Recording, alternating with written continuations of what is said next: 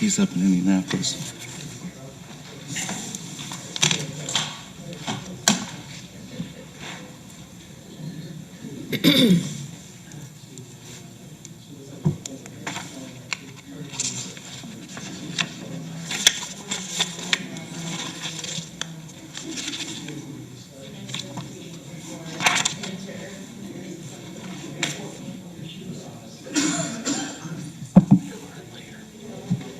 Or whatever. What are they? Oh, that pocket. Yeah, whatever you're gonna do. Sure. Yeah, they ain't got time. They ain't got time to go through it.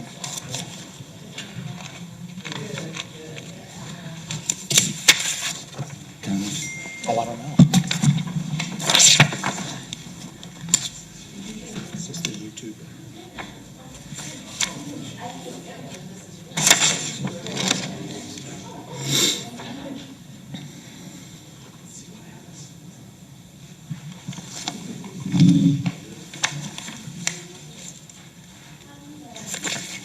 Can you pass these down? Give one to the attorney if Dustin's Thank you, not Dave. here.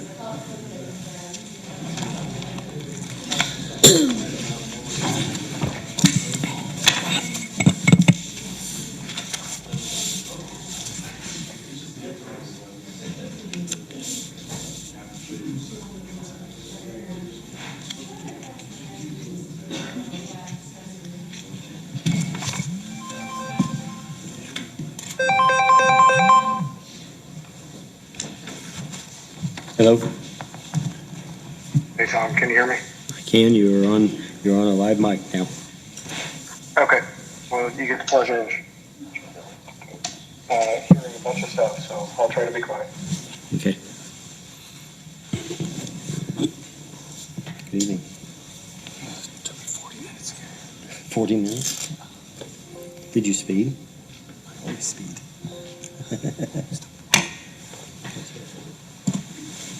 Good.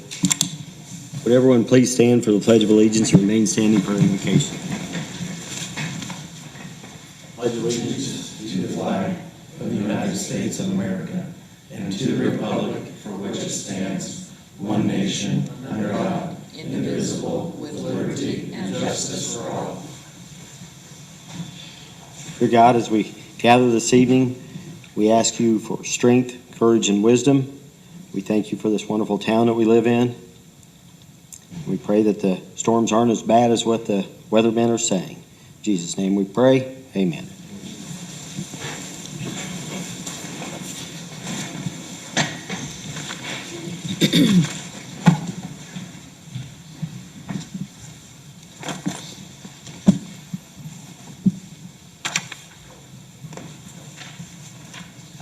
Call to order the Mooresville Town Council meeting. Gentlemen have had a chance to read the minutes from our previous meeting. Oh, I do need to say Dustin is joining us virtually, and so we will be doing roll call votes this evening.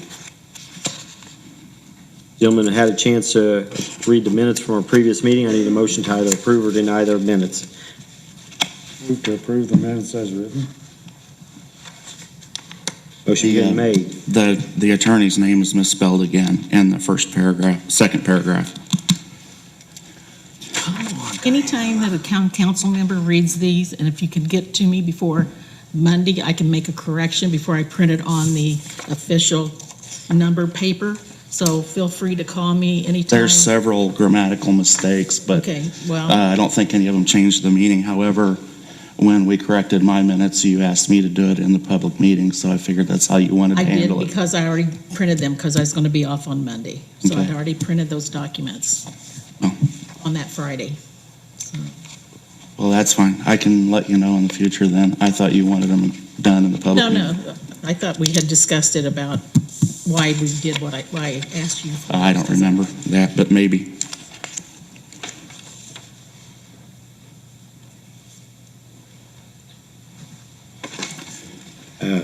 Greg, do you want to change your motion with that correction of Jules' name?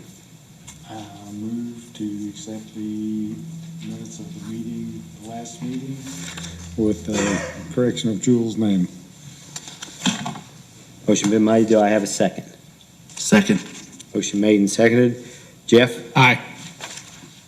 Shane? Aye. Greg? Aye. Dustin? Aye.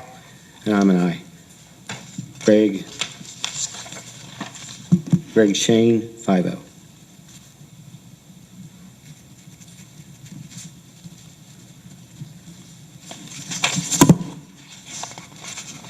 Under unfinished business, the amended pro-build declaratory resolution. If you remember at our last meeting, pro-build had made some substantial changes on the dollar amounts of their investment.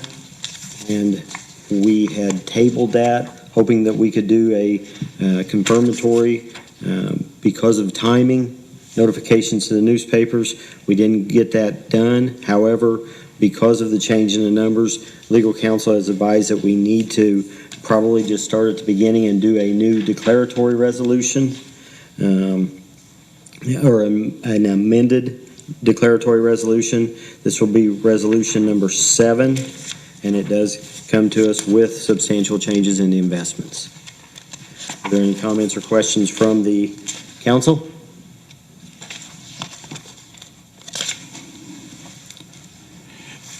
Could you state the substantial investments for the record? The cost of let's go with the real property. Okay. The current values are $7 million. The investment is $6.6 million. I think on the personal property or the equipment, it has jumped to $5 million. Mike, did you have anything on that? Mr. President, the only thing I would add would be that on the real property, I think on the initial SB1, they had listed some things in their inventory of improvements that they anticipated that weren't actually pertinent to the real property value. So that's why they needed to come back and adjust some of those numbers. So it wasn't really anything, we didn't lose any value. We actually gained more value in personal property. So it's just a correction on that end. Thank you. Thank you.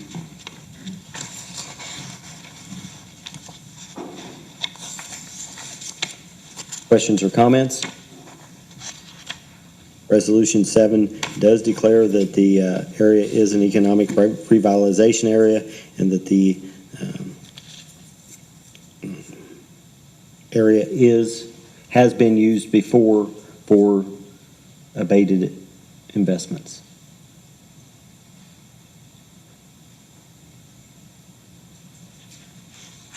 Motion to approve? Motion to approve resolution 7. Pro-build builders. Motion been made. Do I have a second? Second. Made and seconded. Jeff? Aye. Shane? Aye. Greg? Aye. Dustin? Aye. And I am an aye. This also sets the confirmatory resolution to be a public hearing on February 15th, so our next meeting.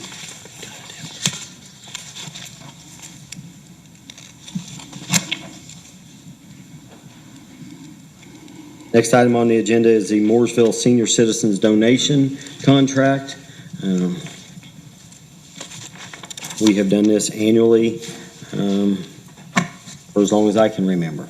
This is a $10,000 contribution to the Mooresville Senior Citizens Center. It is to help them with providing the services to the seniors within our community. They've always done an outstanding job, and at this time, I need a motion to either approve or deny the contract with Mooresville Senior Citizens Center. Motion to approve the contract with the senior center for $10,000. Motion been made. Do I have a second? Second. Motion made and seconded. Jeff? Aye. Shane? Aye. Greg? Aye. Dustin? Aye. And I'm an aye also. Jeff, Shane, 5-0.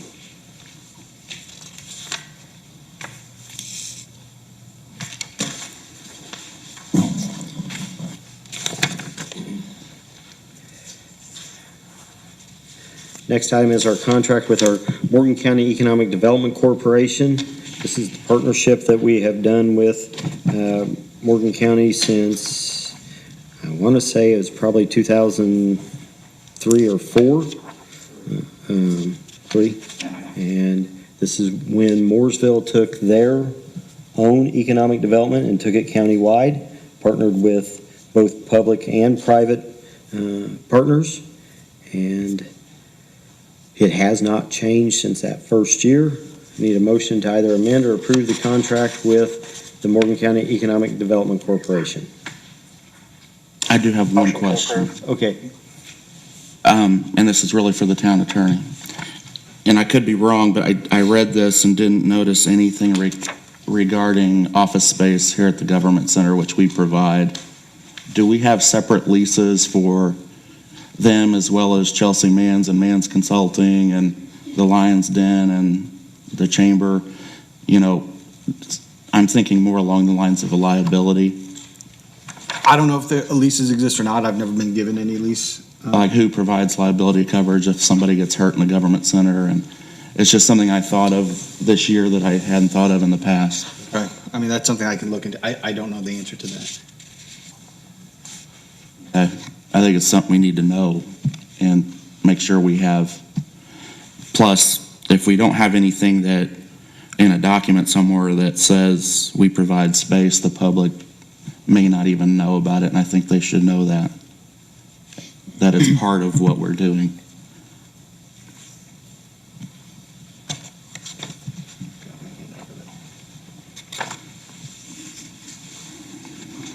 Jeff, do you have any comments?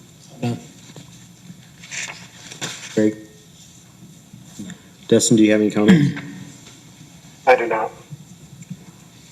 Motion to either approve or deny the agreement with the Morgan County Economic Development Corporation.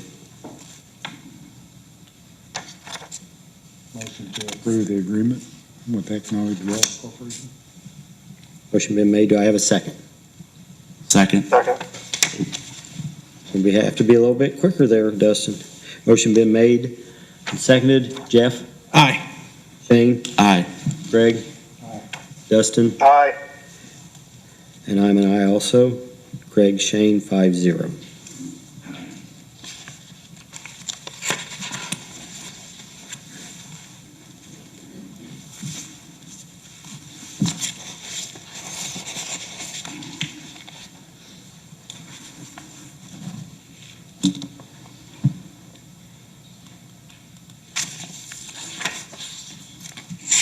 Next item on the agenda is the downtown street fair schedule. I know you guys are probably expecting to see Tim smile on his face tonight. Unfortunately, I'm filling in for, I want to start out and just say, if you guys will, kind of keep Kim in your thoughts right now. Her husband is having some pretty serious medical stuff going on right now, and he just got hospitalized 2 days ago. So if you guys will just kind of keep her in your thoughts. Coming back, we're going to do the same thing we did last year. Nothing different.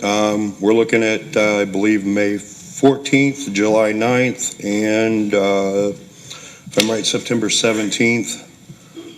Nothing's really changed. We want to do it the same way. We're not asking for any street closures. Our insurance still through Brian Culp. We can get that over to Diane. I don't know if she's got it yet. Still the same insurance, same policy. We're planning on having Indy Beer Taps back. They've already submitted for their permits. I don't know if they've got with Chief Julian yet on signing, but they've already got those submitted for their permits. We've got all of our same food trucks, vendors. Everybody's looking. I mean, probably more vendors this time than we've had in this previous year. So, yeah, that's pretty much it. Those are the dates that we're looking for. And Those one more time. yeah, May 14th. July 9th, September 17th.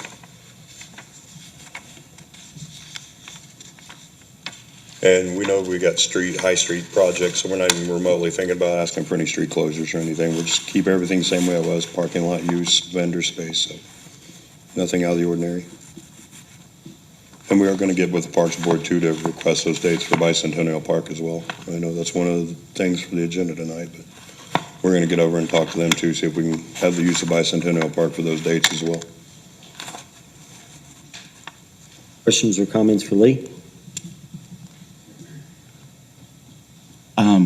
Did you say for legal or for, For Lee. oh, it's Les. It's Les. That's All right. my I've been bad. called worse. Been called Tom. what were the times? I think we're gonna do the same times as we did last year. We'll have probably 8 a.m. set up. We'll start at 10 and probably go to, I think we're wanting to go to 6 this year. That's the only difference instead of 4, but we're not gonna be doing any public space stuff except Bicentennial Park, so. And these are all Saturdays, I'm Yes, assuming? yeah, and we've already talked with Hallie too. We've coordinated stuff with her. She's good. We're good. Everybody's good down there so far, so. Did you bring the permit with you tonight, or are you just wanting to like? I'm just filling in. Kim's gonna get the permit over. She has it with her. I didn't get a chance to get with her beforehand, so she has all that with her. And I talked to Diane a little bit. Heard they found a tumor on her husband's brain, so she's kind of dealing with that right now, so.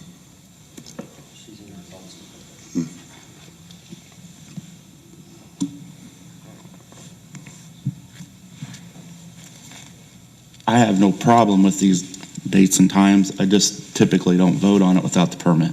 That's Yeah, just my opinion. Yeah, and that's. Because there's not a permit to vote on. Well, the permit though is usually the street closure, Yes. but they're not asking. Oh, that's true. Yeah, There is no Yeah, permit. we're not, Have anything to, we're not looking for any street closures. We're That is just- true. Sorry. We're That's just right. following the typical procedure we did last year and trying to keep everybody involved. And, we really want to keep the town council, in with us and push them forward. Because this, believe it or not, you guys seen last year, it benefits all these businesses down here. Oh, yeah. Dramatic increase in traffic flow, money, everything for these guys. And there's still a lot of them down here hurting. And it's not going to get any easier, so. I had a lot of positive feedback Yeah. about it. We've been trying to do it right, just make sure there's only been a few very, very minor hiccups, and it's nothing that's been bad. We had one lady trip this last one, but it was, nothing out of the way, so. So that's correct. We don't need the only permit would be from the park, correct? Yeah, I think they kind of asked for our blessing for the use of the Yes. parking lots. Yes. Okay, sorry. No, that's okay. That's why we're here. Do you want a motion or?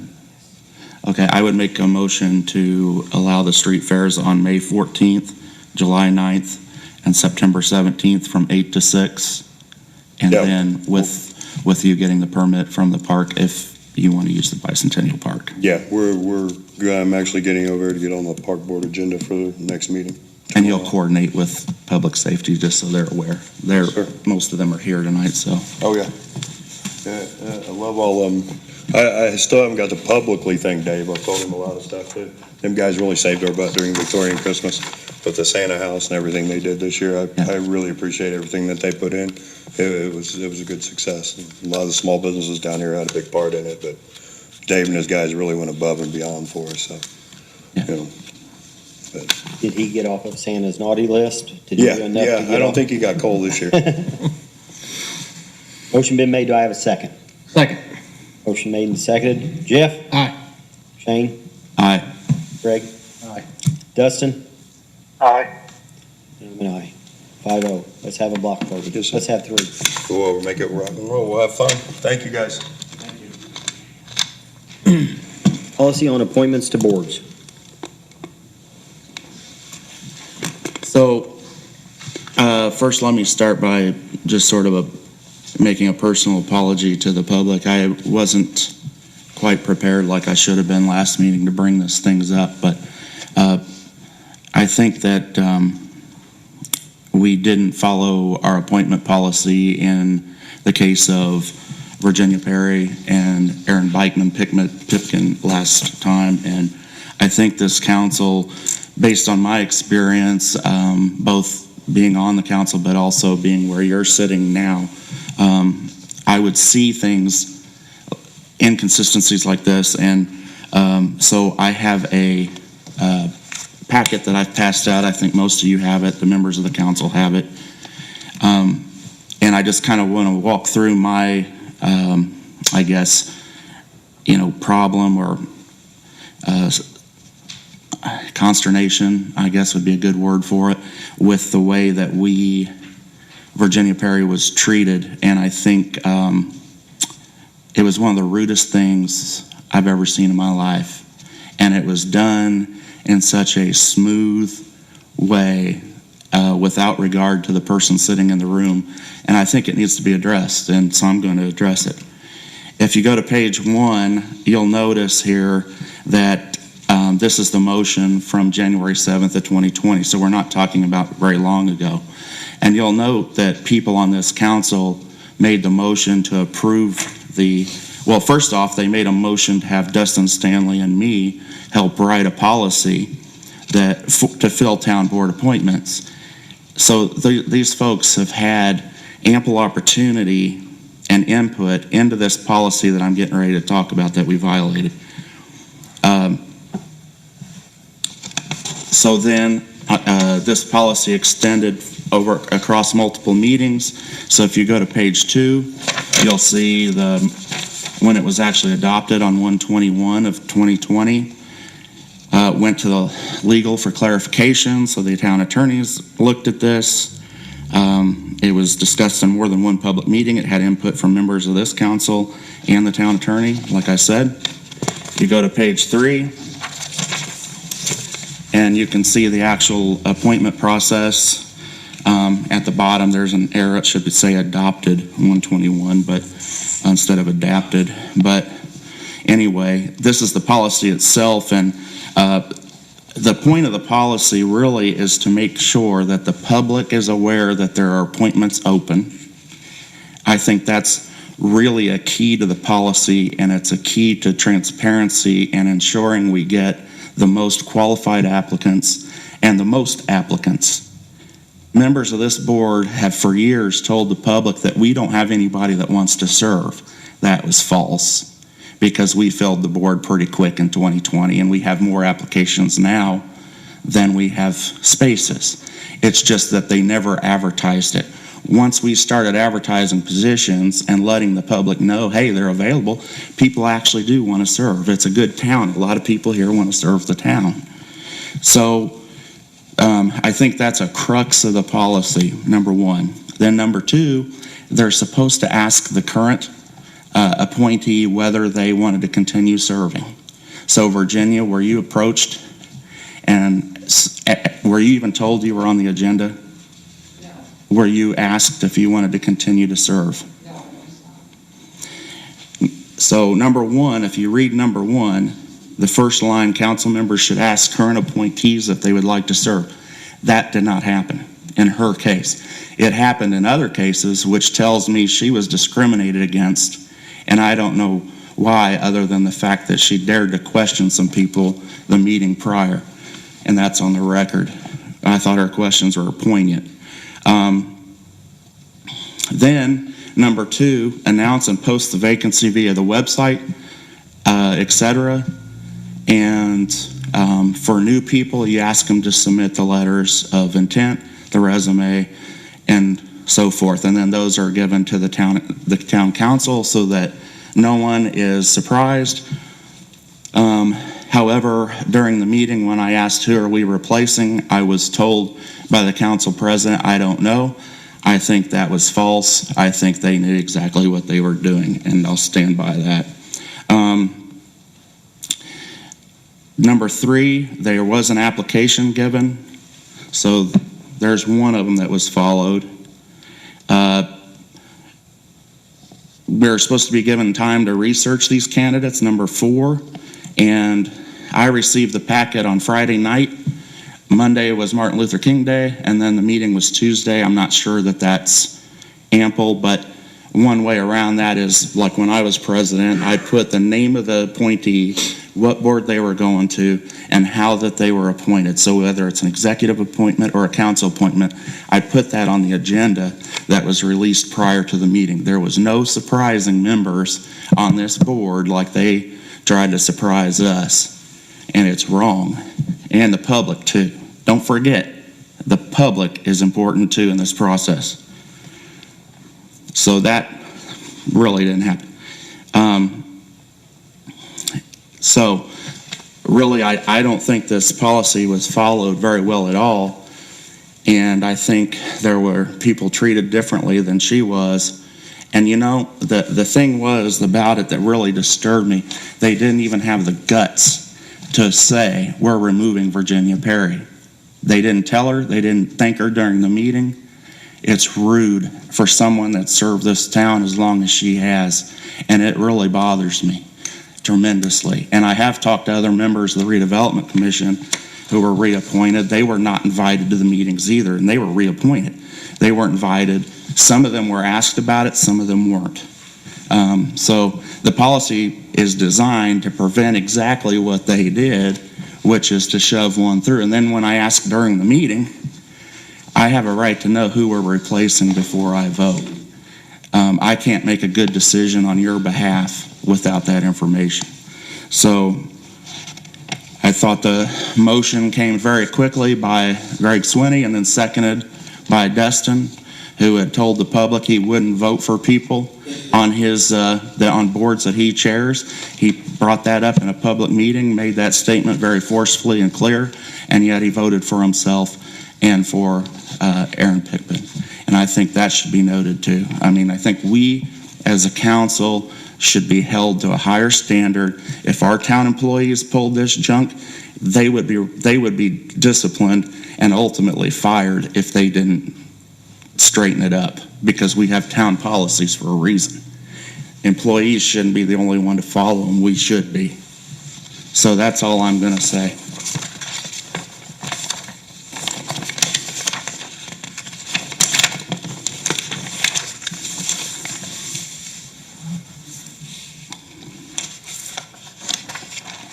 Jeff, you have any comment? I agree with Shane, and that's very well said. We were put in a tough position, didn't know what was going on, didn't know who we were voting off, who we were voting for. I know the Pipkin family. I voted against Aaron. Didn't know what we were doing, didn't know who was going off that board. We have a policy that we didn't follow. That's embarrassing. He's right. Virginia has dedicated most of her adult life to taxpayers and citizens of this town, citizens of this county. And I don't think she was treated right. I understand small town politics. If there's the majority vote to get her off the board, follow her own policy and we can get her off the board. But I'm a member of this board and I didn't know what was going on. You said you didn't know who it was that was being replaced, and it hit me after the vote. I mean, I apologized during councilman comments. I didn't think Virginia. I was shell-shocked. I didn't know what just happened. Took me time to process, look back, hearing what everybody has said to realize what took place. I don't agree with it. I was part of that vote. I don't like being part of that vote. Erin would do a good job on this board. I'm not saying she wouldn't do it good, but I voted against her, because I didn't know. We have a policy. If we would have followed our policy, I would have known. And that's just how I feel about it. So my last thing is, I reached out to the attorney earlier in the week. What do we do? What can we do? We have a policy in place. We didn't follow it. Should we take action on the vote that we had? Should we go back and start the process over? Or should we just deal with what we've got and go on?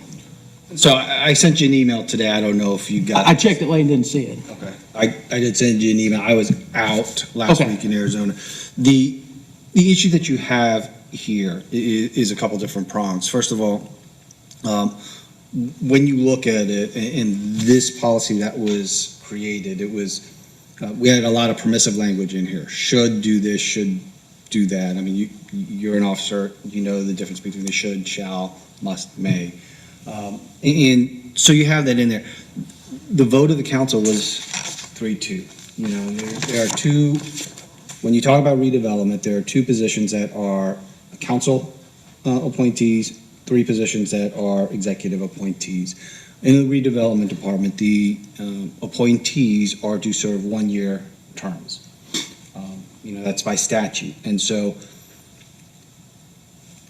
I guess you could, if the council wants to, they could go back and try and do something like that to change and reconsider, but the vote of the council was 3-2 on those appointees. And so the legislative body, for the two that are the legislative appointments, have spoken and made that decision.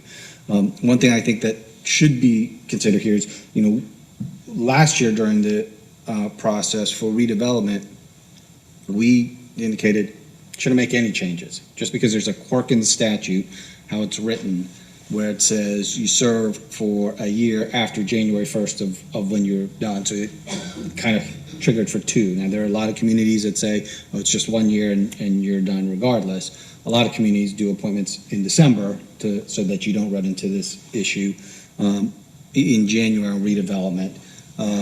But, I mean, the members of the redevelopment commission served for 2 years after their last appointment, anyway, without input of the council last time around. So I don't know that I have a clear answer for you. There's no statutory thing. There's no case law that Right, I says understand. it has to go. Right.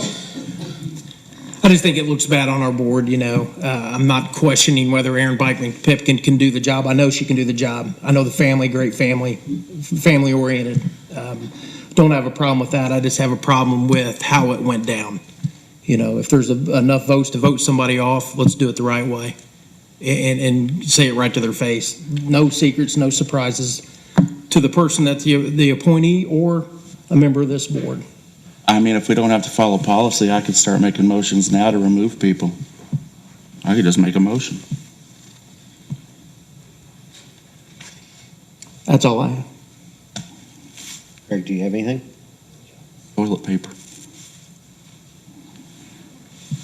That's the first one of appointments like that I've sat in on. And first time I saw Aaron's name down there, or the other lady from the movie theater. But I know Aaron's family. Joe was a friend of mine. Bev was a friend of mine. Of course, I've known her for years, and I've known her background, and so I nominated her. Did you know there was a policy? Did they tell you about it when they talked to you about this? Did they tell you about the policy? Tom or Dustin? No. So you didn't do any research to find out if there was a policy, did you? No. Okay.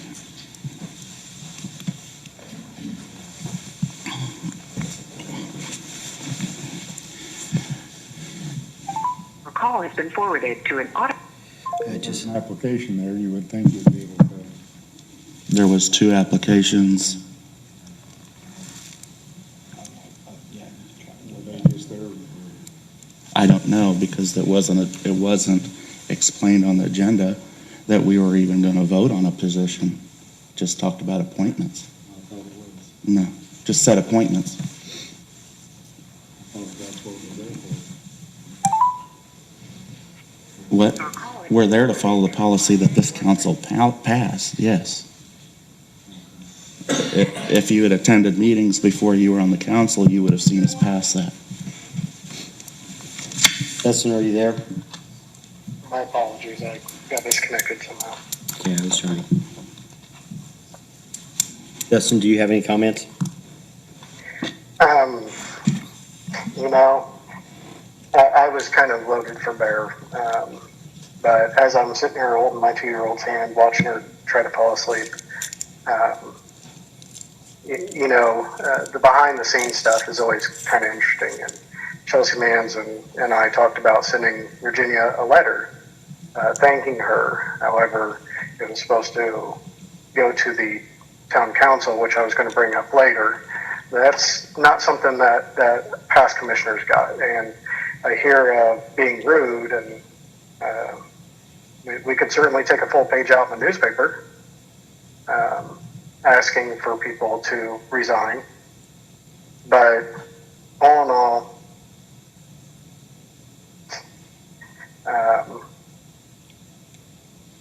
I think the policy was kind of followed. In the December RDC meeting, I asked for members to reach out 2 members did.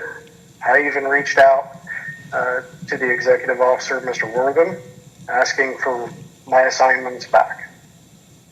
Aaron Pipkin has turned in applications for 2 years now, so I thank you, Virginia, for serving, and I see that you're running again.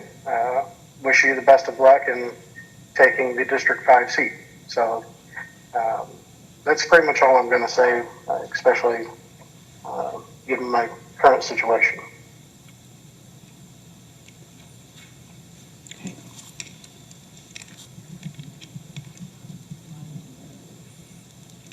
The policy wasn't passed until after the previous commissioners resigned. They resigned on their own. They weren't removed, number one. So it's all on record, folks. Go back and watch the meetings. It's on record. We didn't follow the policy. So we might as well not have one.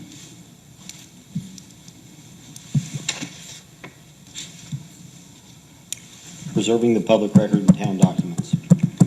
Okay. By the way, did we send a letter per the policy to Sarah Aventato, who was not voted on? You mentioned her. She should be getting a letter thanking her for her application too. And that one was actually done after the policy was passed. It was in our packet last week. Okay, public document record example. This is also something I've noticed when I search public documents. For some reason, when you look for documents, I think that they should, when you pull an actual document from the town website or you do a public access request and you pull a document, I think you should be able to tell how public officials actually voted from the official document.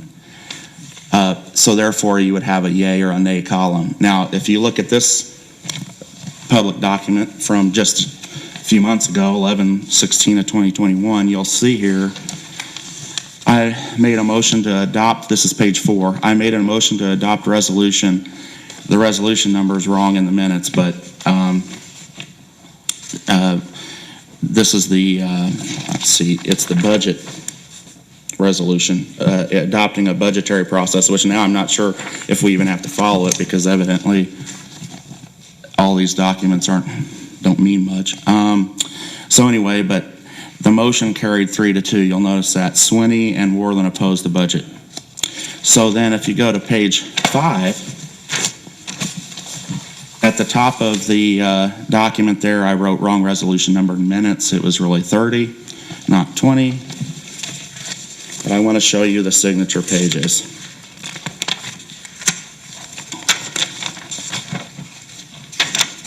So that would be page, I put the whole resolution in here, 5, 6, and 7. 7's where the signature page is. Number 1 at the top, the date of the voting was wrong. We had voted on this November 16th in person, and then with attorney review. Then the document came back to the next meeting for us to sign. So if you look at the document,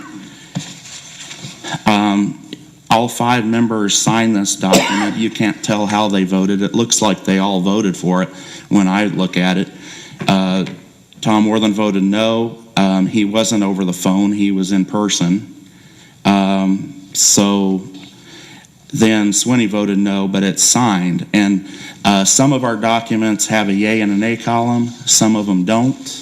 And when you go to pull these documents, it's very confusing as to who voted for what. And I think politicians should be held to a higher standard of that. This document's pretty rough in my opinion as far as the actual public record. And I think preserving the public record is important because that's all you have as the public to hold us accountable as the public record. And to hold the council accountable in the future, not just us, but the future. And it's also what I would refer to when I'm making decisions. I refer to past documents all the time to try to make sure I'm following policies that I thought we had to follow. But so that's the example there. So also I had a question about the budget policy versus the appointment policy. One was done on a resolution, one wasn't. Is there a reason for that? They're both town policies. I think we need to be consistent in this stuff. I'm asking you. Is that a question for me? Yeah, legal. It depends upon how the individual person moving that along wants it to be done. You can do it by way of resolution, you can do it, which is basically a statement saying this is kind of our guiding principle.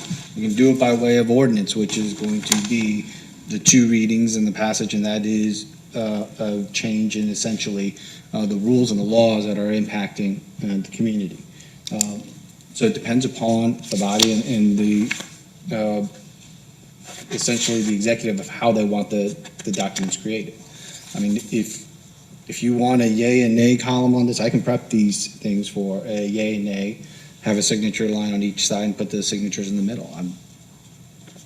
I can fix that one pretty easy. For all town documents in the future, I just think it makes so much sense if you're looking at it from the public's perspective. If you're looking at it from a politician's perspective that doesn't care if you know their record, then I don't see a good reason to do it the way we're doing it. I can't see a good logical reason. So I do have one question. There have been documents passed down before, and there has been a yay and a nay column, and sometimes there hasn't. Is there a reason for that, or is it a specific document that requires a yay and a nay, or? No, the signature blocks, in the past, I have communities that use different signature blocks in both. Some of them like the yay and nay, some of them just like the one signature. And so it's going to be which signature block I grab, but if you guys want me to have the yay and nay, I can have that from now on. I don't make the sole decision up here. I can just speak for myself. And when it comes to voting, I want the public to know how I voted, whether it be yay or nay. And then if they ask, it's a lot more easier for them to go get the minutes and see who signed yay or nay and answer it that way. I mean, I don't hide behind any of my votes. Clearly, I'm very opinionated. So if there's a question, I'd like for them to see yay or nay on my name. So that's just my opinion. Whether it's a consensus of the board, I don't know.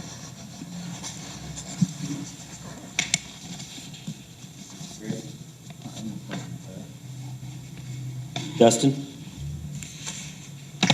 Whatever the council wants, I will certainly go with. The consensus of the board is to mark them as yay and nay. I think that should be in a motion, so it goes into the record. But then again, I don't know now if any of these policies or motions matter, because the language isn't strong enough, evidently. It's not a question of the language being strong enough. That's what you said earlier, Well, it is. I mean, and there's an intent. Whenever the legislative body makes a decision, and I've talked about this with everybody I have, you have to pay attention to the words that you use. In the language that was put in, this was if I'm going by recollection here, this was a committee that you and Dustin worked on to kind of create something. And so it was, what is kind of our guiding principles for this? I didn't choose the language. No, but you reviewed it. Yeah, but I don't make the decision. And so if you and Dustin say, hey, this is it, the one thing that I did on this that I think I remember was towards the back of it, where we had one of the issues making sure and delineating, I think, whether or not it is the executive and who has a say over the executive appointment, because that is statutory and there's nothing you can do to take that away. Right. And so for the legality of it, I check things for the legality. My job is not to implement policy or to do things. It's to say, yes, this is legal. No, this is not legal. Yeah, I think this is very clear. Council members should. I mean, the rest is just mincing words to make it easier on people. That's what I think. But, I mean, you guys can read it for yourself and decide. That's a political decision, I guess. But I would make a motion that we have a nay and a yay column, and if you want to put a way to abstain on documents as well.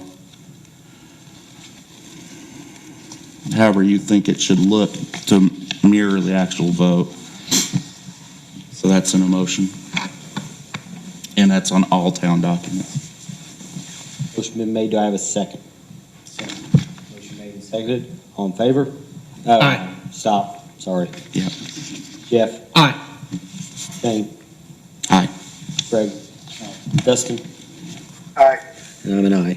That is a Shane, Greg, 5-0.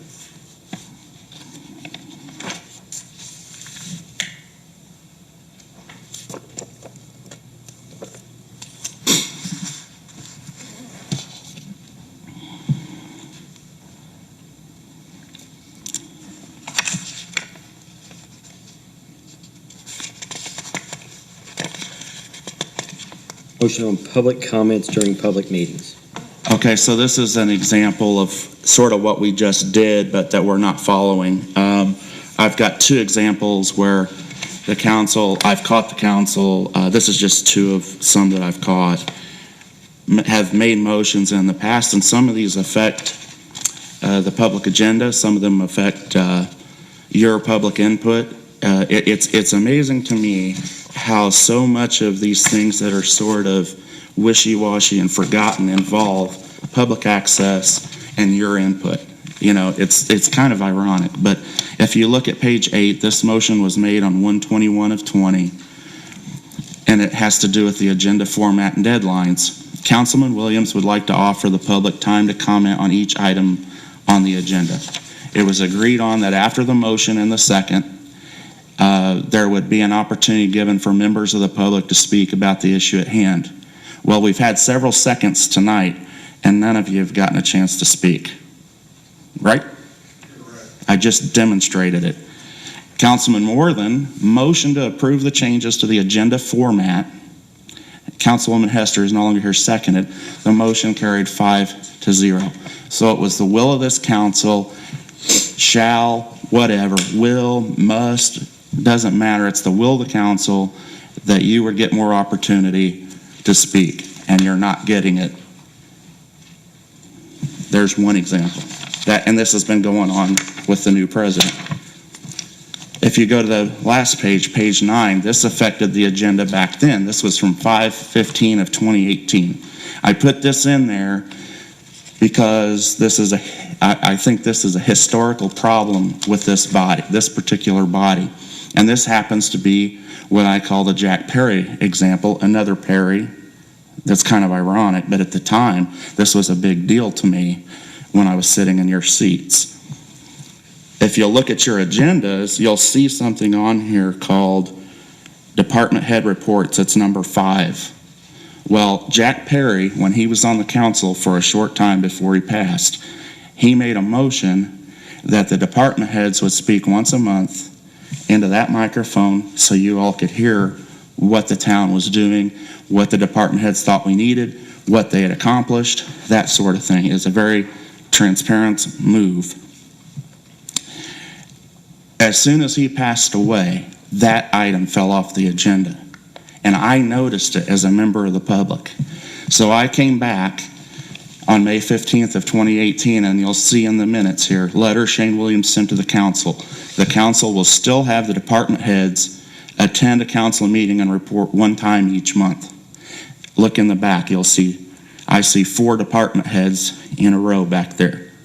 And you guys hear a lot of stuff from those department heads.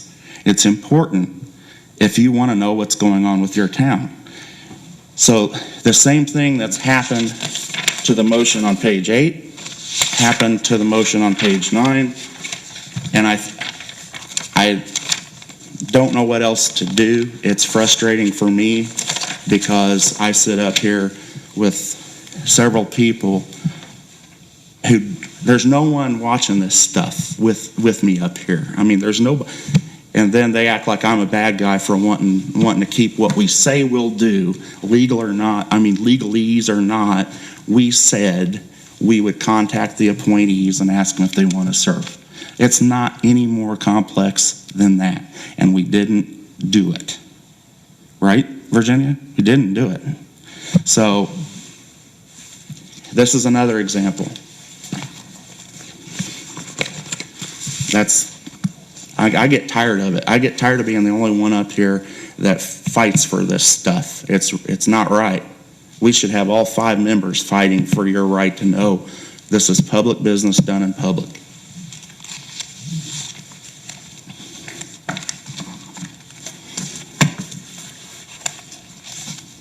If you want to undo these motions, you can make a new motion and vote. That's a way to do it. But just to ignore them like they never happened, to me is not good. Not good.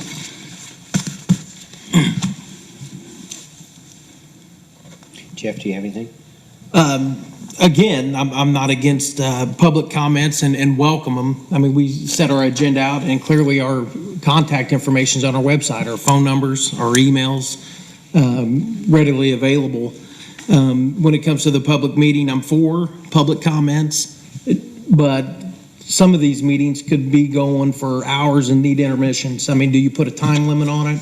What do other communities do? Jewel, some of the other communities you represent, is there a time limit that you could set or speak to? Otherwise, we could have a hot agenda with 15 people want to talk on one item, and if each of them speak 5 minutes apiece, I mean, we're here for a lengthy amount of time on one item. You know, some items we might even get to that night. And so, generally speaking, it's this. When you look at the statute, there's an absolute right for the public to come in, witness the meetings, record the meetings, however they want to do it that way. In most communities that I work with, there is a public comment section for non-agenda items. And those are usually limited to some time frame, 2 minutes, 3 minutes, 5 minutes, whatever. There's not a mandatory thing for public comment on agenda action items that are being taken. There is not. Not in the state. Now, Okay. I had these conversations with Councilman Williams when he was the president of the council, and he said he wanted to put this out there, and so we created that document and we put it out there.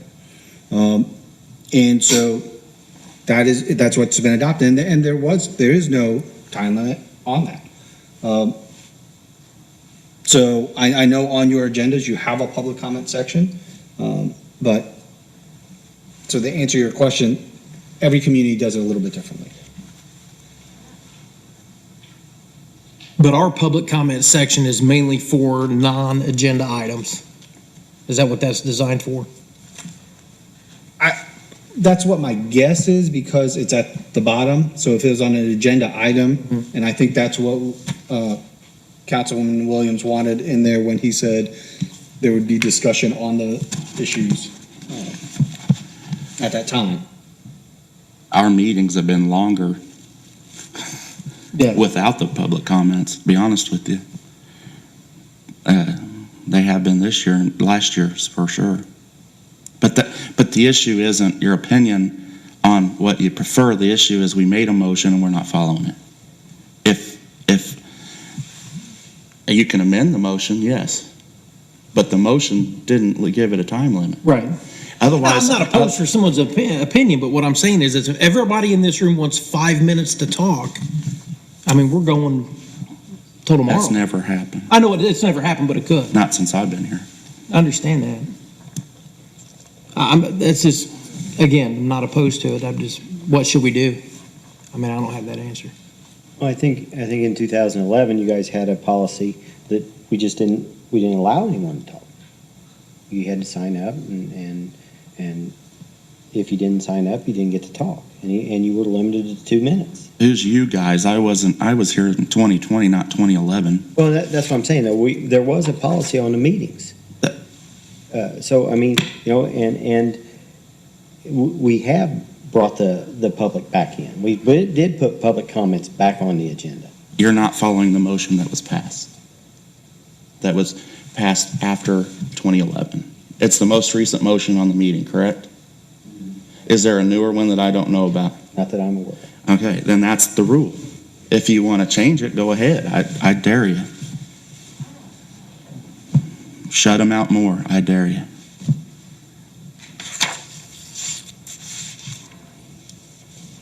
Greg, do you have any comments? Dustin? None. Bicentennial Park use. So So on this issue, I've gotten a lot of complaints from the public, and the park just released yesterday, or at least maybe today, I saw it on social media, the schedule for the concert series at the park, and I think that's great. But the concert series in the downtown has been, vacant and not existent from what I've seen. And I think that, again, this is an issue I shouldn't be the only one concerned about. We have members of the board here, at least one, that voted for this $2 million park in the downtown, and with interest, it's really $3 million probably, and it's not being used. So I was going to ask the town council president to get with the park and see if there's some ideas that we could do to use that thing. I bet since it's been here, I bet we haven't brought in $10,000 in revenue with the thing since it's been open, and we're paying interest until, I can't remember, I think it's 2039 or some long time. So it was 25 years, I think, a 25-year bond. But anyway, I think that the people that voted on this should take some responsibility and find a use for it. And then that would be the council president in this case. And if there's anybody else on the board, I'm not sure. Do you want to address it with the park superintendent? I think you should. That's just my opinion. You can ask the council theirs. Yeah. Of nothing. Greg? Dustin? No.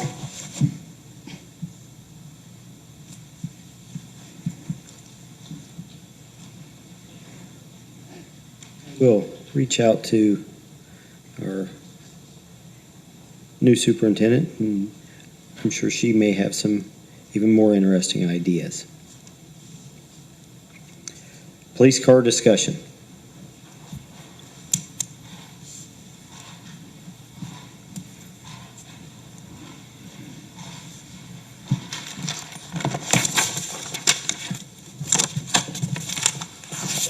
With the knowledge of Councilman Cook, I have been working with Councilman Worthen on researching the prospect of getting some new vehicles. Thank you.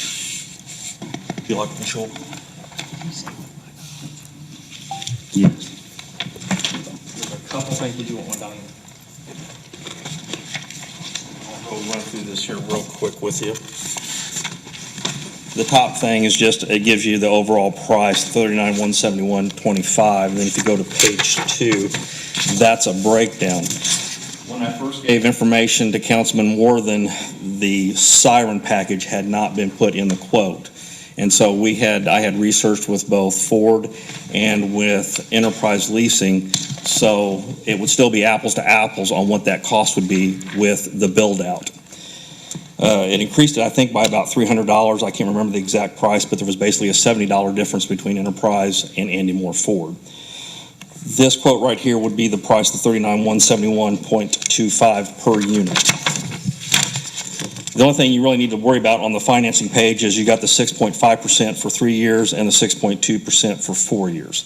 The payment amount is different because that was on the old quote. The newer quote was the one that I just told you about that had the siren box added to the vehicle. And I believe, if I was right, the last time we did this, Clerk Walmsley was able to get a lower price through Citizens. Was that not correct, Councilman Worthen? I wanted to say it was around the 3% mark, wasn't it?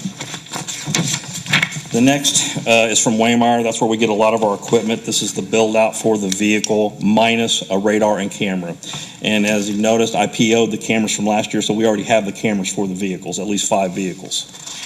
The next page is just the top parts, all you got to look at. The unit price for the Raptor radar is $1,655. 5 of them, if we were to get those, would be $8,275. And a couple attached pages. When I had sent my quote to Kent Goldman at Ford, I had gave him at least 5 of the vehicles, if we were able to get 5 cars, and I gave him the mileage, the VIN number, so he could do some approximations on trade-in value. So there's the rundown on the 5 vehicles, their value, and the total trade-in value would be $40,000 on 5 vehicles. You got to remember, we got two 2015s. That one is pushing over 70,000. The other one's at 63, and then we even have a 16 that's pushing, it's at 73,000 miles. The last page is a total breakdown. You've got the Ford at almost, it's 39.1. You've got the equipment for, to build out the vehicle for 4,300. The radar at 1,600 apiece with a total cost $45,191.23 per unit. And then you got your breakdown cost for 4 vehicles would be $180,764.92, and then a 5 vehicle total cost of $225,956.15. That's just cost. That's not taking into account any kind of financing or anything like that. Do you have any questions on the information that I have presented? We just, again, it's something we passed, and I guess we passed it. It's confusing. We passed a capital improvement plan with Baker Tilly. This is a capital improvement. Correct. Have you given this to Baker Tilly to add into our plan to see what they recommend? The numerics, no, but the information, yes. Okay, because I think at some point we have to start using the plan that we passed and, you know, as best we can. And I think this would be a good one to put into the, so we can see the overall recommendations they have for the town.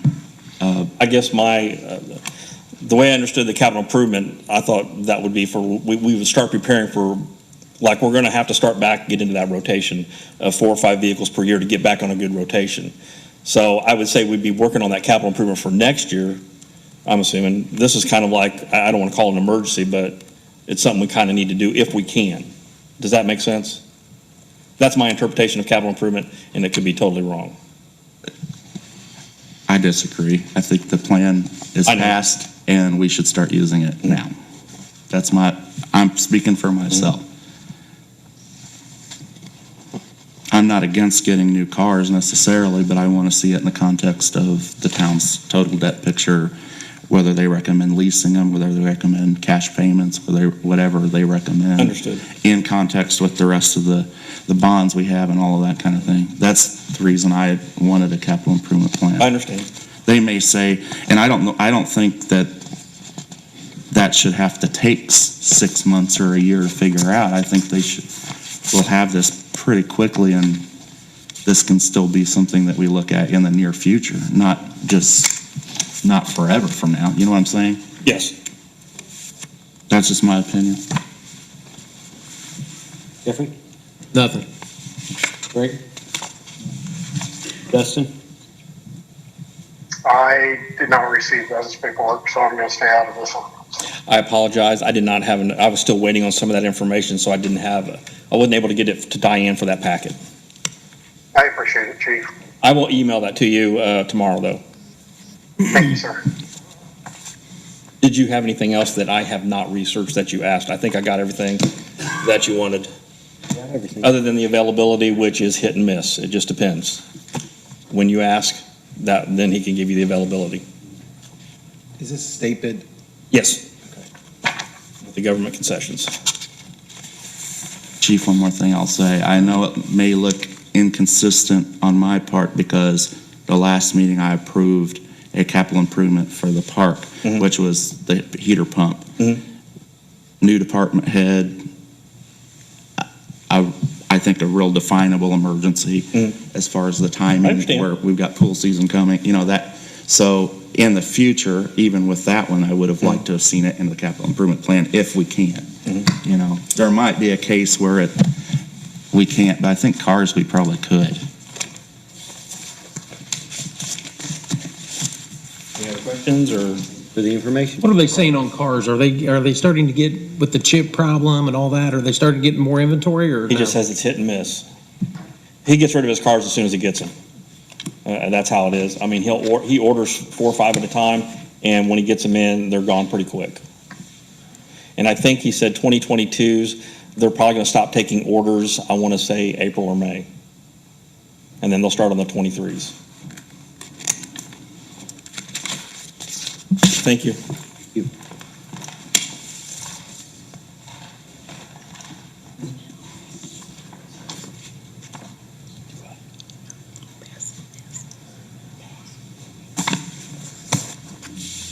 Department heads. Kevin, did you have anything else? I hate for you to. The only thing else I had is we're working on the grant for the body cams. That's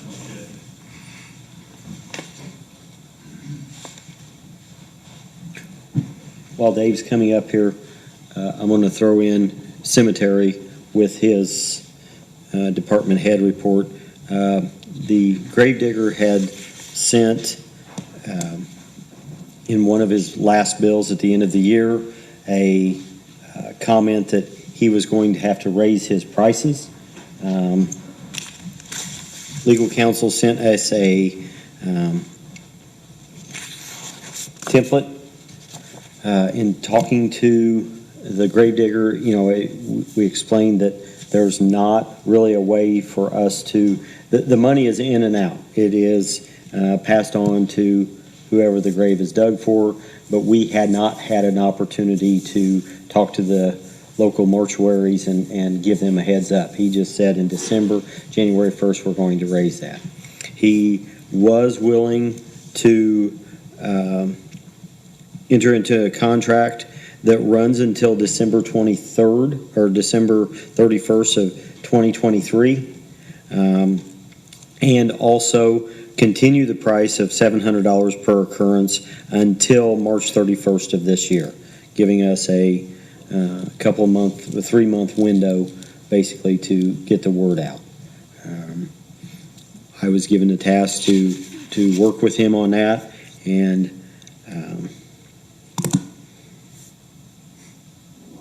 like I said, we were kind of forewarned quickly. Hey, first of the month it's going to go up, and he is willing to go 3 months at the old price. Are there any comments or questions? Do we want to move ahead with that contract? Do you need me to revise the language in there to reflect that? It was revised. It wasn't editable. Or do we want legal to look at it and bring it back at our next meeting? Or I guess Have legal bring it back. Do what? Do you want to have legal bring it back? Well, I guess he can look at it. Unless it's quick. Yeah, so the contract language is the same. I just didn't know if you had that, Yes. that breakdown for March 31st in there. So I'm okay with it. You're okay with it? Yeah, because the rest of it was our language anyway, so. Comments or questions? Motion to approve?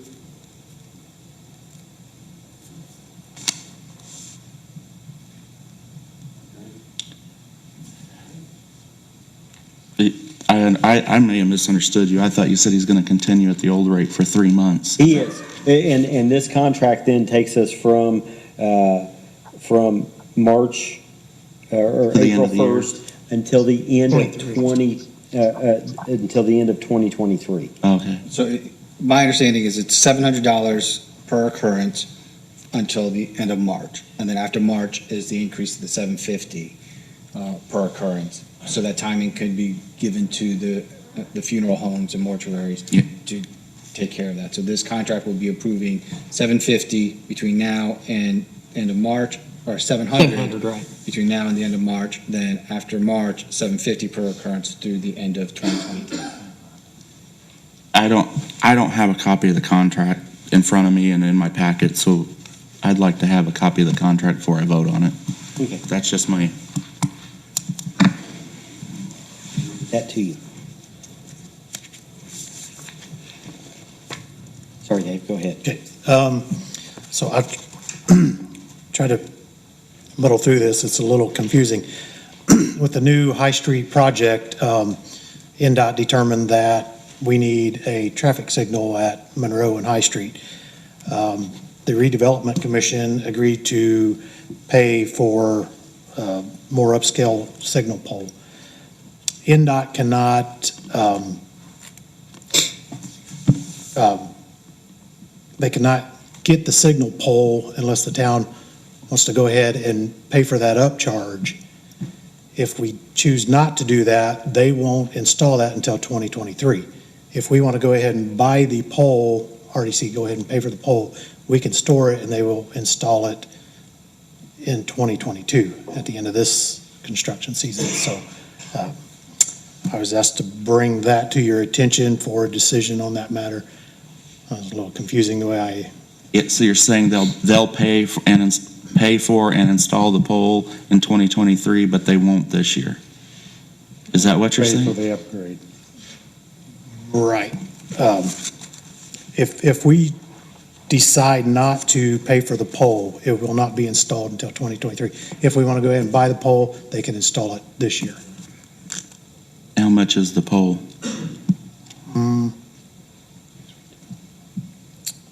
I don't know. Probably a bunch. That's just for the upgraded pole, I think right? the upgrade was like 50,000.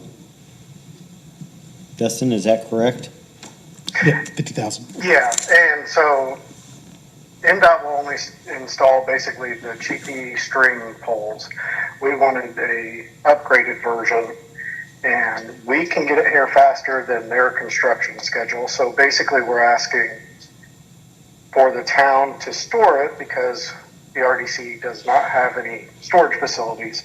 Oh. It's more of a liability thing that we're just coming before the board saying, please, can we store this pole so NDOT can hurry up and get it in? Versus we can kick the can down the road and they'll do it when they get to it. So it's not a money issue, it's a storage issue? Storage, yeah, and timing. Yeah, okay. Do you have space for it? We can make space for poles, however, I've watched that intersection. There's not a lot of backup there, however, that's, NDOT determined that we need a light there. But we can store it, yes.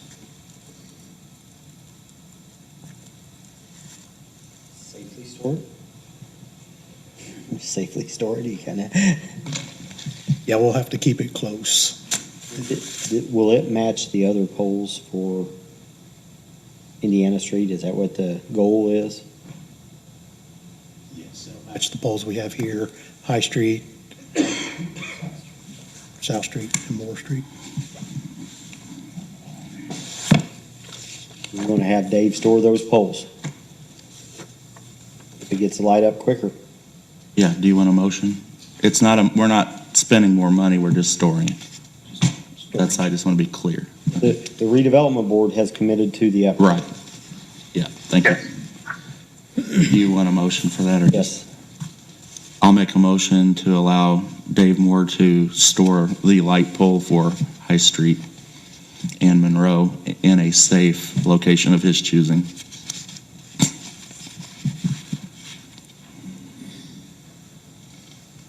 Motion been made. Do I have a second? Motion made and seconded. Jeff? Aye. Shane? Aye. Greg? Dustin? Aye. I'm an aye. Shane, Greg, 5-0. The only other thing I have, we have the snowstorm coming in the next couple of days. All of our equipment's ready. We have plenty of salt. The guys are ready. Sounds like it's going to be a good one. Our policy is to keep the main roads open to the hospital, fire, police, while the storm is going on. Once it starts tapering off, we get out, we plow the streets back. We'll start putting down sand and salt then. Once the storm is stopped, we will go back and we will plow all the way back to the curbs. And after the curbs are plowed back, then we go in, we take loaders, backhoes, everything we have, and clean out the cul-de-sacs. So, that's our policy. That's the way we've always done it. If anyone calls, want to know what's going on, hopefully you can use that to spread the information a little bit. Questions? I had a question about High Street. I get a lot of complaints, the new lights that are installed, they're not on. Do you explain to me what's going on there? I think the council needs to know about that if they don't already, and the public. Yeah, I spoke with the representative from NDOT just yesterday. Apparently their contractor put the wrong conduit in the ground. IPO will not accept 2-inch conduit, it has to be 4-inch. So they're working with that contractor to come back out and make things right. And then at that point, IPL can set the meter in and they should fire up. I asked if we could do it as a street department to get the lights going, and NDOT won't let us touch their equipment yet, so. So the conduit, is it under the sidewalk? No, we looked at it, it's coming down from the pole, running underground and up to the box, it's not going under any concrete. No, it's not going under any concrete. It's just from the pole to the meter box.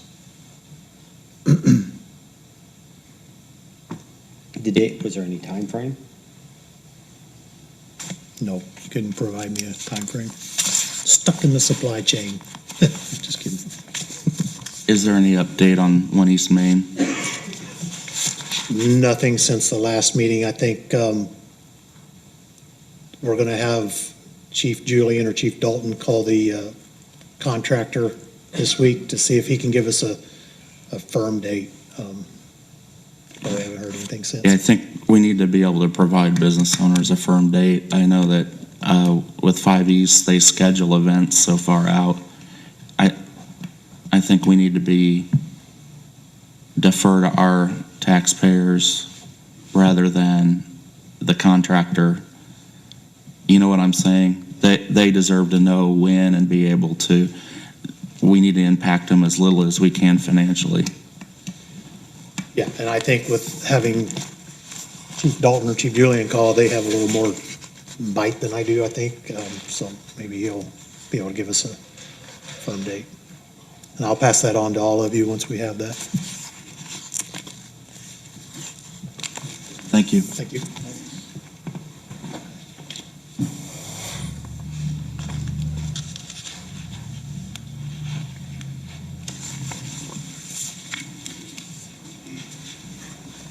Just a quick update. I know last council meeting, we talked about the territory for the township and the town. We did get the study back. In that meeting, we kind of all decided that the time frame and trying to get everything done for both agencies was too fast. So we've basically kind of tabled it to a degree and work on it this entire year to get basically the I've lost my thought here. Get the interlocal agreement stuff done that needs to be done with the attorneys and stuff like that for both agencies.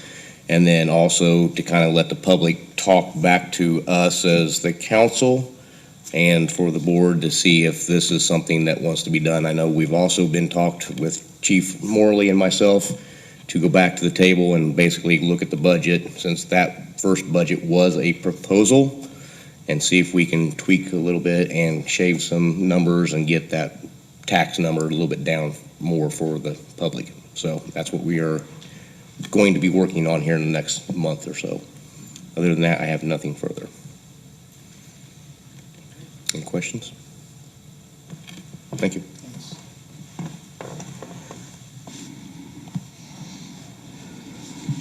From the park?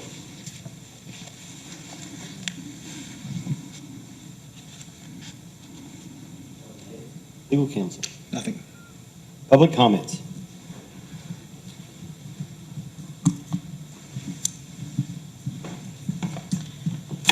Virginia Perry, 102 Fountain Drive, Mooresville, Indiana. I don't know where to begin. I really don't.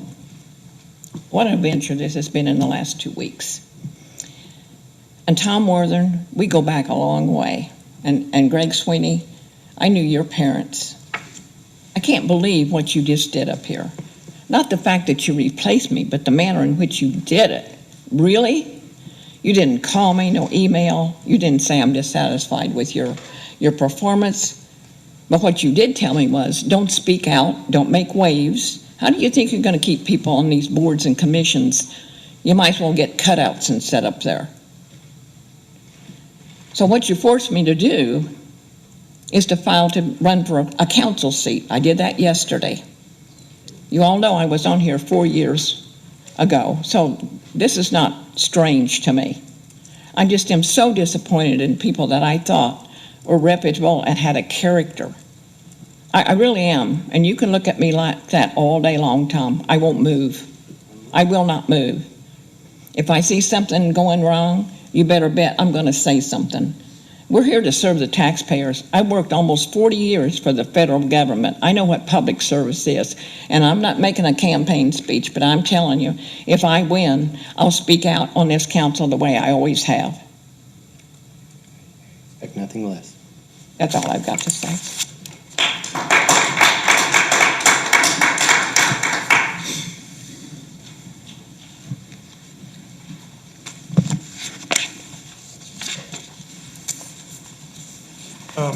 I'm here tonight to talk about Villages of Eastmore. I just wanted to make one thing aware. The town just took over the entire streets. So, and I'm not sure that the street department is aware of that, because the last time the streets were salted, when we had that other little snow, only the front half of the subdivision got any attention. So I just want to let the street department be aware that the entire streets in that area are now city streets. And you're talking about residential, the residential Yes, part. the residential, all of the residential streets have been turned over to the city. So all the streets need the same attention, not just the front section like was before. So it's all been turned over. Secondly, I don't know if you're all aware or not, but that subdivision has no street lights. It is pitch black in there at night. You can't even see the entrance off of Bridge Street at night. What happened was, once the streets got turned over from the developer, he quit paying the light bill. Well, we have no HOA as of yet to take that up. I have been trying for over a year, talking to different officials in the town, I don't care to name any names, it's irrelevant, to find out what portion of those street light bills that the town will pay, so that I can take that to the residents in that community and get an HOA fired up so we can get the lights turned back on before somebody gets hit. I mean, it's actually dangerous in there at night. You literally can't even see the entrance off of Bridge Street. It's pitch black in there.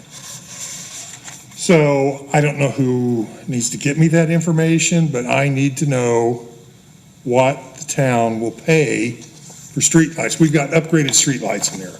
So, and it's my understanding that the town would pay for what Cobra lights would be. And then the HOA is to pay the difference. But I can't get that figure from anybody to present it to the residents there. Jewel, So I need that. This is the one I called you about what was it, right before the holiday or right after? I don't remember. Right after the holiday. We've been working on an agreement to Okay. get lined out, but we don't have a homeowners association name to put in there.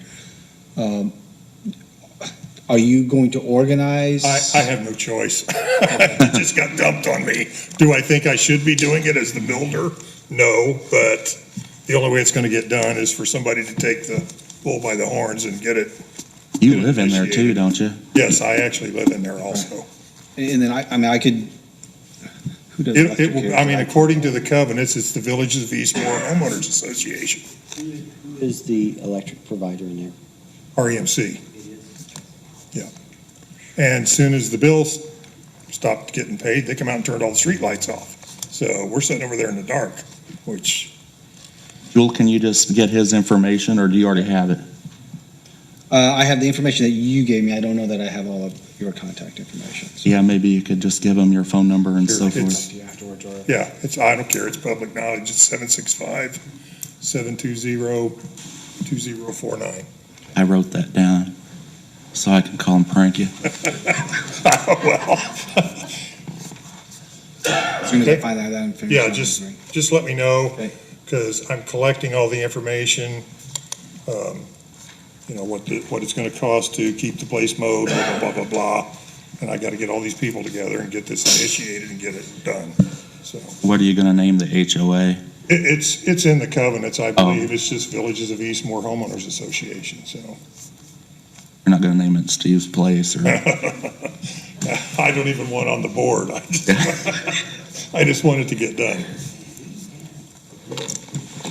In reference to the other thing, You know, I think you guys are a bunch of fine people, but you've been presented with an issue brought to your attention, and nobody said anything about doing anything about it.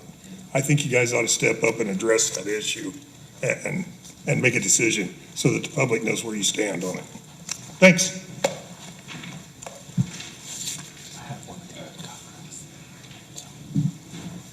See my smiling face on my own this time. This is something I was actually kind of surprised to see on the agenda, and I'm actually kind of happy it is, was the bicentennial park use. I am in totally agree with these guys. $2 million plus on that park. I've been there 3 years, and we are the only ones that's used it. It brings a lot of business down there. And I don't know if you guys even know, but Bicentennial Park has its own Facebook page. If you guys go check it out, there's concerts, hundreds of people sitting there listening to music, spending money at restaurants, going into the small shops.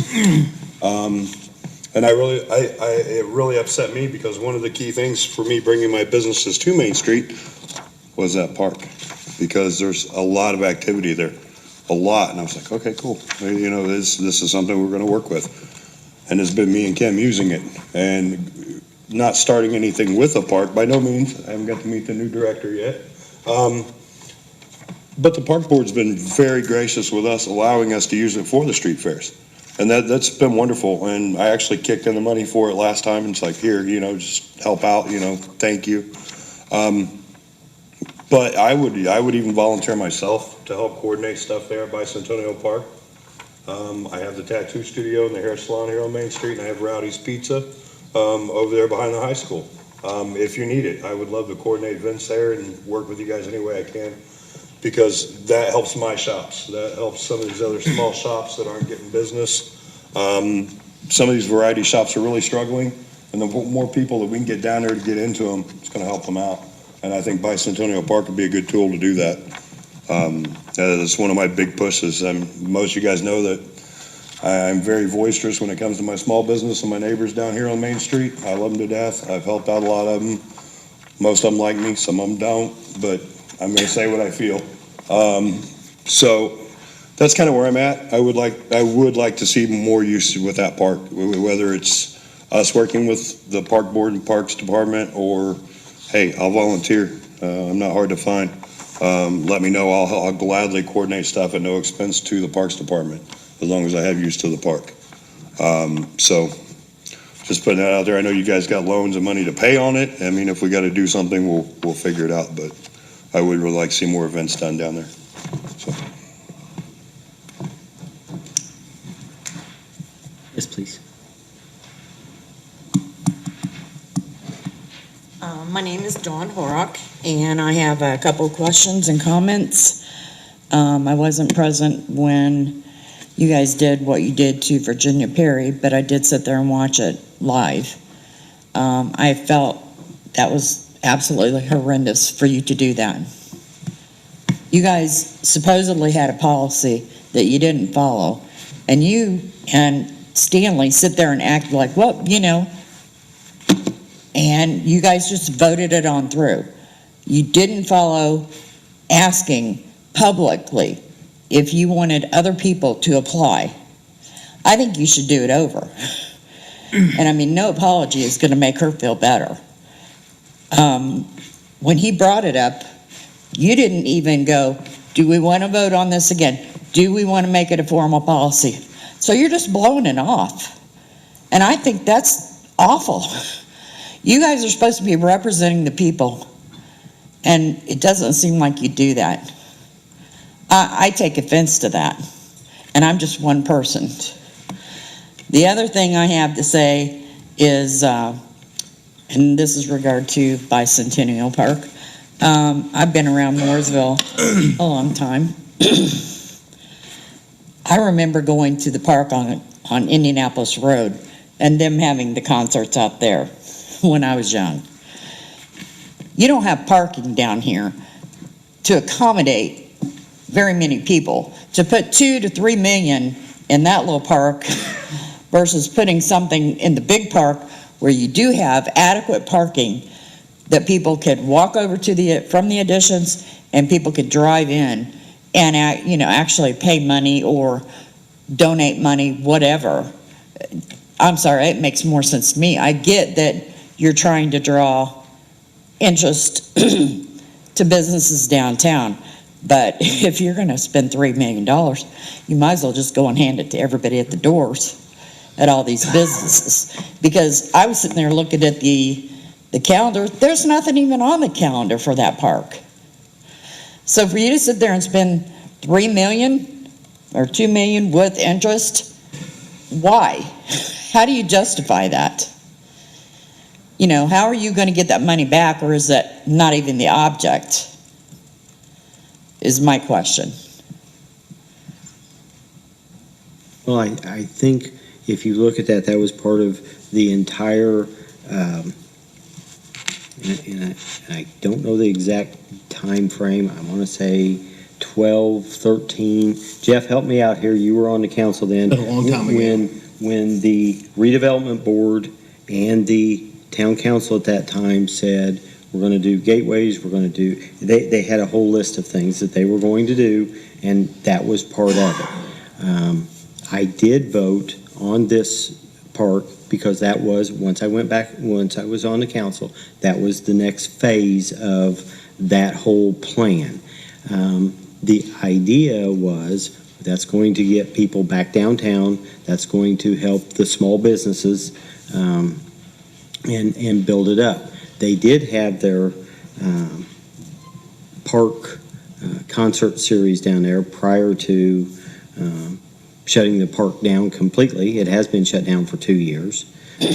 Last year they moved the park just for social distancing. They moved the concert series up to the other park, and I have not reached out to the park superintendent to see if they're bringing it back. Well, I just think you're very limited in this little corner over here, and there is no parking for people to come into it. Nobody wants their parking on the street taken over by people coming to that park. They don't like it. At least at the other park, you've got tons of space, even if they were to pull in the grass, plus all the other parking spaces to accommodate it. But if you're talking concert series and stuff, I just don't see that's it's just not a feasible investment to me. But I do understand wanting to promote the businesses downtown. But, we already have the issue with the streets down here and all the traffic and all that. And you want to bring something in that's supposed to draw people. I just don't see it that way. But that's just my opinion.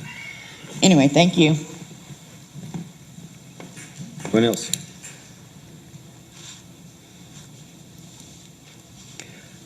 Motion for approval of payment of claims.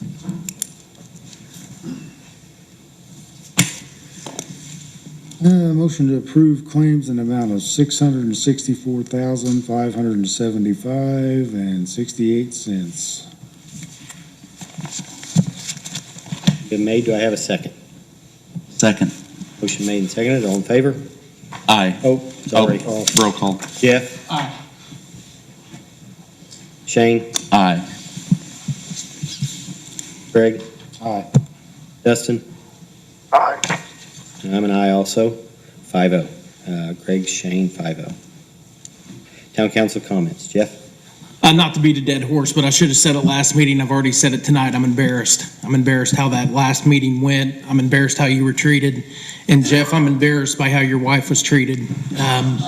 Apologize for that. We'll do better. We've got a policy. My recommendation is we follow the policy. If the public wants to know what we do, I say we follow our own policy. We've spent taxpayer dollars for our attorney to review these items. We've paid him to do it. We voted on it. I think we should follow it. I know everybody feels like there's some low blows. Jeff, with your wife, I'm sorry. It goes back to even maybe you probably, when we hired Joy, you probably should have had a shot at it, so the taste of you coming in here with bad feelings, I understand it. My no vote was simply on how the process was gone and not knowing what was going on. So I hope you understand that. Good luck to your wife. She's on the board. I look for good things from her. So if you could pass that along for me, I'd appreciate it. Virginia, your many decades of service, thank you. It hasn't gone unnoticed. I've sat on boards with you. I know the homework you do. I know how much you care about this town and how you've always voted, and I appreciate it. These are all things I should have said last meeting, but I've had time to reflect, and that's what needed to be said. So there's that. So one last thing, Braxton, you've sat through the meetings here, K-9 program. I've looked through the policy. You probably want answers. I've reviewed that K-9 policy. I've emailed Chief Julian what I thought. The reason I'm doing that is to protect this town. Federal lawsuits with K-9s and everything that comes along with it, my job is to help protect this town. The K-9 policy's new. I know the commissioners pass it, but when it comes time for a federal lawsuit, the town's going to be sued, not the police department. So I've given him those ideas, some of my thoughts for him to pass along to legal to make sure they can defend it if something were to happen. So that's all I have. Shane? I've said what I'm going to say tonight. Greg? Well, I've been vilified pretty good for something I thought was going to add to the economic development. I think Aaron was a really good pick. I think Great Virginia's years of service. I have nothing against Virginia. But I saw Aaron there, and I didn't know how things were going to pan out, and I didn't know about the policy, and I thought I should nominate her to the seat. These guys had the same chance. Justin? Unfortunately, I have a list. Listening to everybody tonight and talking over the last couple weeks, I admit I did something wrong. Here's what I did wrong. I didn't see, shall we say, the ability to thank people for their service. We thank people in the policy for turning in applications, but not when their term expires. So I have to fall on the sword on this one. I think, and I was going to do it as chairman of the redevelopment, but I think the executive board can make a decision on how we should thank commissioners for their service. Do we send them a letter from the commissioner or the chairman of the commission or the town council? That's my two thoughts. We can decide on it tonight. We can decide on it in a couple weeks. Next, I'm going to reach out to Baker Tilly to get an ETA on that comprehensive plan, or capital improvement plan, sorry, to see when that's going to be completed and when we can go ahead and start enacting some of the plans. Next, RDC. Our regular scheduled meeting is Thursday, and last I checked, we're getting a dusting to like 84 inches, so some of the commissioners have reached out, they're concerned.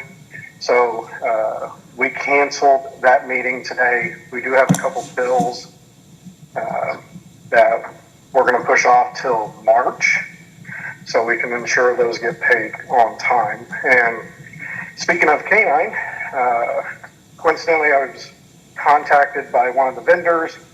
They watched some of the YouTube videos, kind of reached out to see what was going on. So I was supposed to go out there this week. We postponed that. We're going to do that in a week or two. I'm going to go up there and sit with the head and try to figure out how we can get this accomplished. What are our concerns? And Chief Julian, if you're listening, send me anything that you want me to address. I am going to go up to Von Licklighters to kind of see firsthand how everything is run. So that's all I have for tonight. Thank you.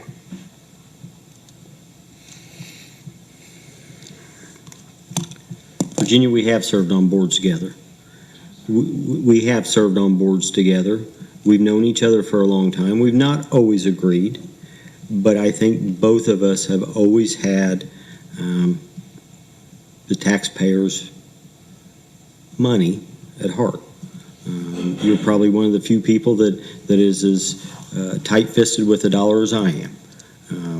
You showed that in Madison Township, you showed that in Mooresville, you showed that at the county. This man right here called me and asked me my comments, and it doesn't sell newspapers when you talk good. And I told him that you were a very intelligent lady, that your service to the town was deeply appreciated, but that doesn't sell papers. I do appreciate it. I had made up my mind that the 3 people that I was going to appoint to that were the same 3 that Shane had. Call it an olive branch, call it, I thought they had done a good job.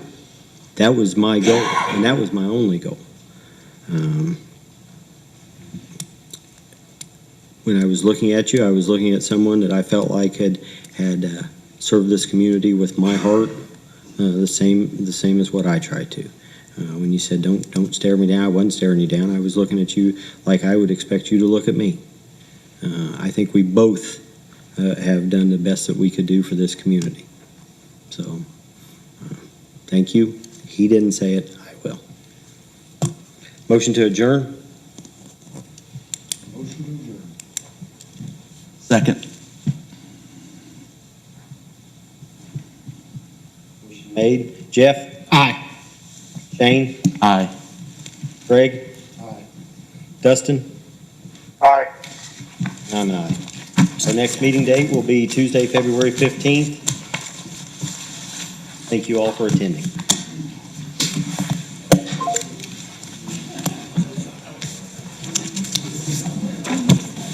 Yes, ma'am. Because listening to this Stanley saying he's going to go up to a kennel.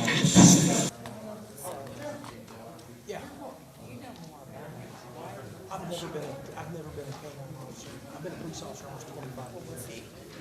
He's a law enforcement. I don't know what his role is. Hey, Jeff. I don't know canines. I've been around canines, but I've never been a canine officer. But I know a little bit about how the police work.